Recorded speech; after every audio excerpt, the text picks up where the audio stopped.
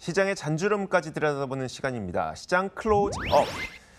자, 테마 투자만 잘 따라가면 큰 수익을 올릴 수 있죠. 저희가 그래서 금요일마다 준비하고 있는 김동희의 지금 테마는 글로벌 인베스트먼트 김동희 대표와 함께 이야기를 나눠보도록 하겠습니다. 어서 오세요. 네, 안녕하세요. 네. 자, 오늘은 제가 예고해드린 대로 여전히 가고 있는 대북 테마주 가운데 지금 들어가도 좋을 법한 대북 테마주에 대한 이야기를 한번 해볼 거예요. 그런데 오늘 보니까 주제가 덜 올랐지만 잠재력이 무궁무진한 경협주라고 고르셨어요. 네, 제가 오늘 말씀드릴 부분은요. 네. 개성공단 관련주입니다. 지금 오늘도 비료 관련주들 크게 올라가고 있고, 그리고 농업 관련주도 크게 올라가고 있고, 일부 종목군들은 신고가를 뚫고 있는 이러한 흐름도 나타나고 있지만, 최근 들어서 이제 그 경협주의 변동성이 굉장히 커지면서 쫓아서 들어가면 물리는 경우가 많이 발생하죠. 그렇기 때문에 좀 조정을 받고 있는 유망 섹터를 찾아서 먼저 좀 선점하는 것이 좀 좋다라고 좀 말씀드릴 수가 있겠고요. 오늘 왜 갑자기 개성공단 관련주냐라고 좀 의아하게 생각하시는 분들이 있을 텐데, 제가 오늘 좀 따끈따끈한 뉴스에서 좀 아이디어를 얻었습니다. 그래서 네. 오늘 바로 이제 국회에서 개성공단 활성화 토론회가 열렸어요. 네네. 여기서 나온 얘기를 보면 북한에서 핵 시설에 대한 신고 그리고 동결 조치만 취해도 개성공단 재가동은 가능하다라는 이러한 전망이 나왔습니다. 네네. 이 전망이 뜬금없이 나온 게 아니라요.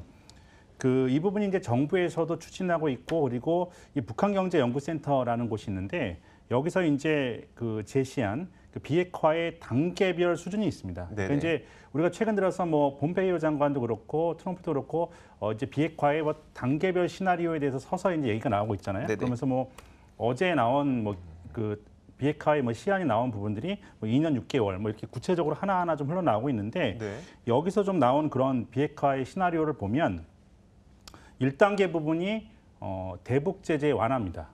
대북 제재의 완화, 그리고 2단계가 대북 제재의 대폭 완화, 3단계가 대규모 투자하는 게 이렇게 나눠지는데, 대북 제재의 완화 단계는 아까 말씀드렸던 핵동결과 그에 대한 의지를 확인하는 단계이기 때문에 정확한 신고, 북핵의 지금 현황에 대한 신고, 그리고 동결 시에는 가능하다라는 그러한 얘기인데, 1단계가 바로 남북 경협의 복원입니다. 그러니까 가장 먼저 취할 수 있는 조치라는 거죠. 그러니까 남북 경협의 복원이라고 한다면 개성공단의 재개, 금강산 관광의 재개, 그러니까 기존에 했던 것을 재개하는 수준을 말하는 거예요. 그렇기 때문에 어떠한 경우보다 먼저 제재가 완화가 된다면 그 1단계에서 가장 먼저 취할 조치는 바로 개성공단의 재개, 그리고 금강산 관광의 재가동, 이런 부분이죠. 그래서 오늘도 지금 나오고 있는 뉴스에 의하면 북한에서 이 개성공단 그리고 금강산 관광 관련해서 실무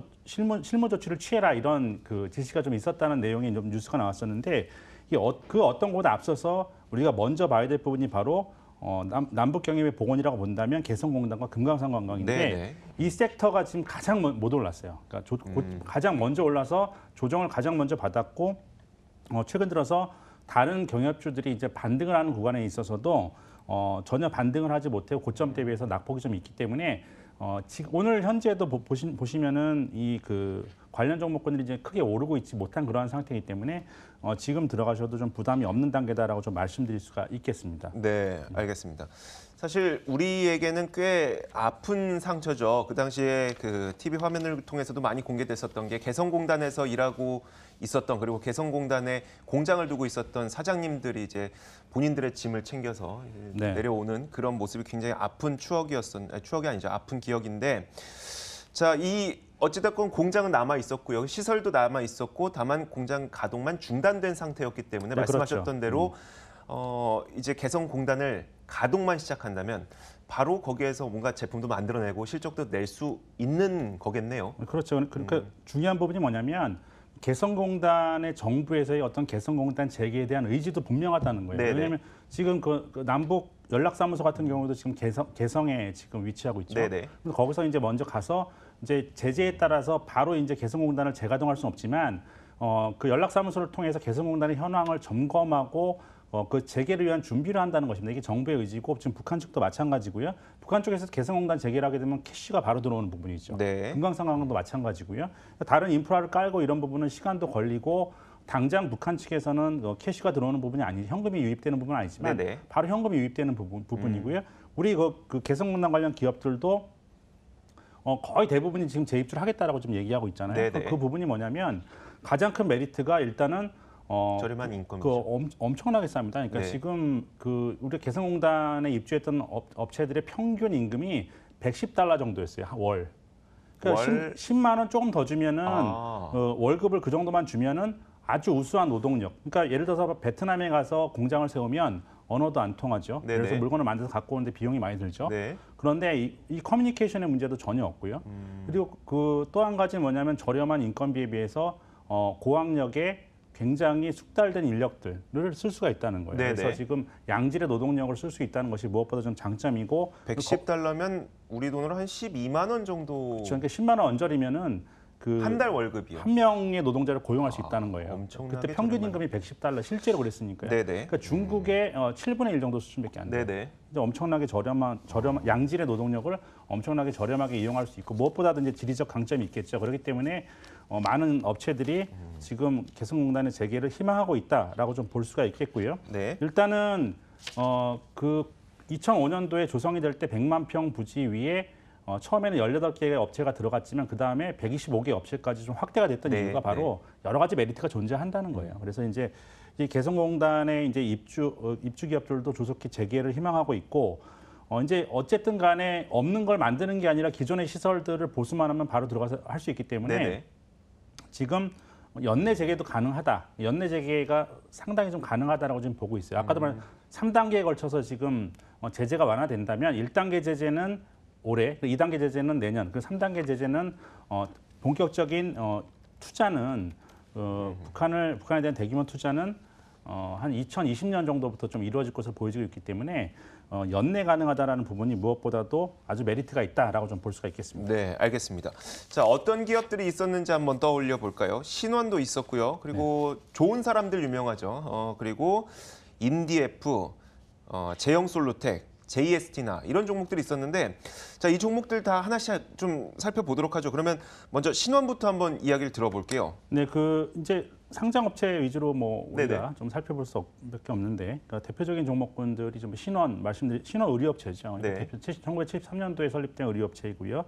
베스트밸리는 8개 브랜드를 갖고 있는 그런 회사고 좋은 사람들 또 대표적인 종목이죠. 1993년도에 설립된 이너웨어 전문 업체이고요. 보디가드로 유명했던. 네, 그렇죠. 네. 그리고 JST나도 있죠. JST나는 과거 이제 로만손인데 네. 그 로만손 이제 시계 브랜드고 이제 JST나는 주얼리 브랜드인데 이게 이제 이제 합쳐지면서 사명이 이제 JST나로 2016년 6월에 변경된 그런 회사고요. 그래서 주얼리 그리고 로만손 브랜드의 손목 시계 사업을 영위하고 있는 회사가 JST나다라고 좀 볼 수 있겠고 그리고 인디에프 과거 나산입니다. 나산 네. 기억하시는 분들 있죠? 어르신들요. 예, 그래서 나산으로 유명했던 그런 업체가 2007년도 12월에 현재 사명으로 변경한 네네. 의류업체이고요. 제형 솔루텍은 이제 금형, 핸드폰 부품 등을 만드는 업체입니다. 그러니까 이 업체들이 대표적인 개성공단 관련주다라고 좀 볼 수가 있겠는데 다 고점 대비해서는 30% 정도 좀 조정을 받고 오늘 현재도 크게 오르고 있지 못한 상황입니다. 네, 알겠습니다. 자, 그러면 이 종목들 가운데 물론 이 종목들 가운데 사업이 어떻게 진척될지는 저희가 그걸 예측할 수는 없겠습니다만 기업의 펀더멘털이라든지 아니면 그 기업이 실제 개성공단에 다시 한번 재입주를 해서 가동을 했을 때 어떤 기업이 가장 좋아 보이시던가요?